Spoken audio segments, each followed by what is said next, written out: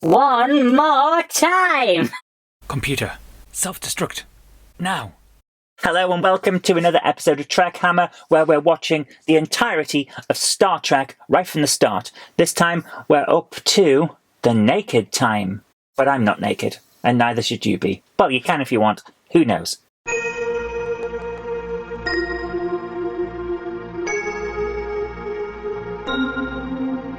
So, we've got an interesting plot here. Actually, I remember this from the first time I saw it as a teenager when it was repeated on BBC Two in between series of The Next Generation.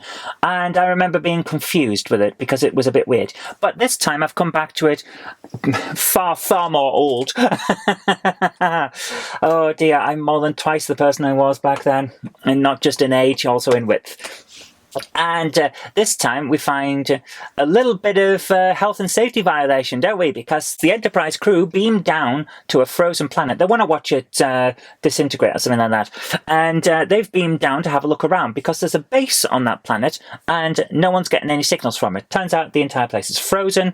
Everyone seems to have died horribly, but they don't seem to have been worried about it. So, naturally, one of the people who is in a hazmat suit takes off one of his gloves and reaches under his hazmat helmet, which, by the way, is not attached to the rest of his suit and therefore is completely useless. He might as well not be wearing it. So he scratches his nose and then he goes back to doing his work without putting his glove back on. Naturally, he gets infected. Although, to be fair, I think he was going to get infected anyway, considering that his gloves and his helmet were not attached to his suit.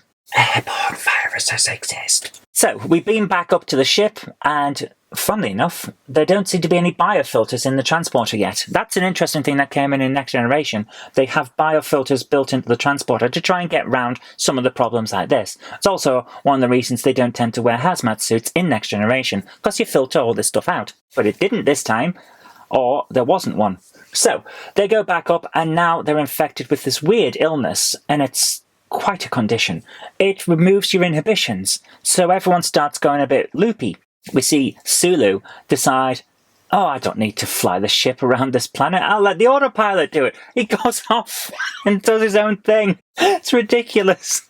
But that's not the only ridiculous thing, because we have O'Reilly, who decides that the best thing to do is lock himself in engineering, turn on the ship icon, and start singing to everyone. So, one more time! It's the best part of the episode. Because you can see everyone getting visibly frustrated as this guy just keeps singing the same song over the intercom and they can't turn it off. I have to admit that I didn't expect to like this episode as much as I did, because it's just ridiculous. I remember it being one of those episodes that people make fun of because it's a bit silly. It's the one where Sulu takes his shirt off and starts fencing. And it's just one of those things where actually it's nowhere near as bad as its reputation kind of suggests it's going to be. It's a silly episode, yes. The resolution is a bit off, yes. The fact that they essentially claim they've invented time travel and then don't use it again is a bit silly, yes. But I like it. It's a decent episode. It shows us a lot of the character. It's very interesting.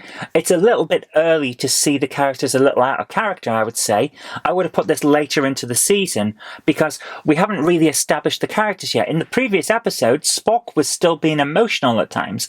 You see what I'm talking about? So it's not quite the point where I would do this, but it's a good story nevertheless. So, I like it. And also, I like the way it's referenced a lot in future Star Trek. When we get to relics in The Next Generation, and Scotty's talking about how he had to bring the warp core back online in under half an hour because the engines were stone cold and all of that. That's from this episode, and it's nicely referenced. When we see Sulu in Star Trek 2009, and he's got some martial arts training, and it turns out the martial arts are martial weapons because he's a fencer. That was cool. I like that. It was really good to see references. It's all from this episode, so there's a lot here that really establishes Star Trek, which I wasn't expecting because I saw it when I was a kid, never really saw it again. Every time I've been watching Star Trek in the past, I've skipped this episode because it's one that it just got regarded as silly. And I'm not one for the silly episodes, but it's actually not as silly as you'd think. It's got some good stuff in it.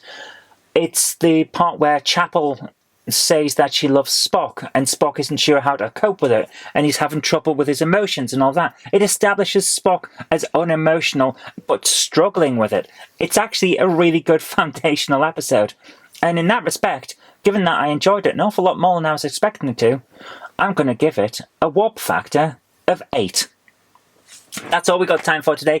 As always, quick reviews, straight off the cuff, not scripted and all of that. I'd love to hear what you think of this episode as well, so if you want to leave a comment in the comments bar down below, that would be great. We can all have a chat about what we thought about this episode. Do you agree that it's got a bad reputation, or do you think it's actually a deserved reputation? I'd love to hear your thoughts. But until next time, I've been Zoe Kirk-Robinson. You've been watching TrekHammer. I'll see you next time for another episode of Star Trek. And until then, if you could remember to like, comment and subscribe, it really does help out the show. But I'll see you next time. Live long and prosper.